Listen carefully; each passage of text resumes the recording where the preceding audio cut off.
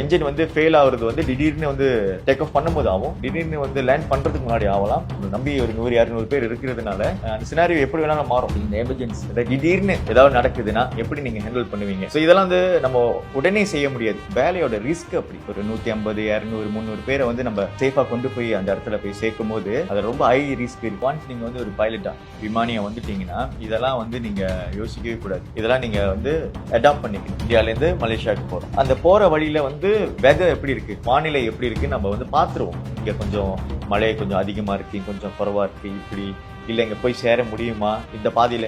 ஏன்னா இங்க கீழே ஹைவேஸ் இருக்கிற மாதிரி மேல வந்து ஏர்வேஸ் நம்ம மேப் போடுறோம்ல, அதே மாதிரி அங்கேயும் மேப் போடலாம். மேப் போட்டு நம்ம அது போயிடுவோம். கொஞ்சம் கட் பண்ணி போகலாம், லெஃப்ட்ல கட் பண்ணலாம், ரைட்ல வலது பக்கம் கட் பண்ணிட்டு போகலாம்.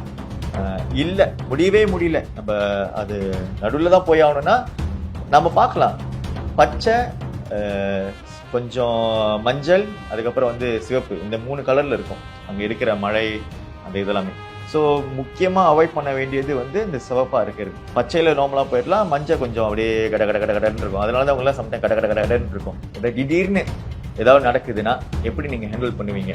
ஸோ இதெல்லாம் வந்து நம்ம உடனே செய்ய முடியாது. இப்போ கார் ஓட்டும் போது பஞ்சர் ஆச்சுன்னா அது உடனே நம்ம அதுக்கு ப்ரிப்பேர் ஆகலை, நடந்தோடனே நம்ம அப்படியே தடுமாறும், ஐயோ அப்படின்னு தடுமாறும். ஸோ இது வந்து எங்கள் வேலையில் அந்த மாதிரி முடியாது. ஏன்னா நம்ம மட்டும் இல்லை, நம்ம நம்பி ஒரு 100-200 பேர் இருக்கிறதுனால எங்களுக்கு இதுக்காக வந்து 6 மாதத்துக்கு ஒரு வாட்டி வந்து எக்ஸாம்ஸ் வைப்பாங்க. இது எல்லா நாட்டிலையும் இருக்கும்.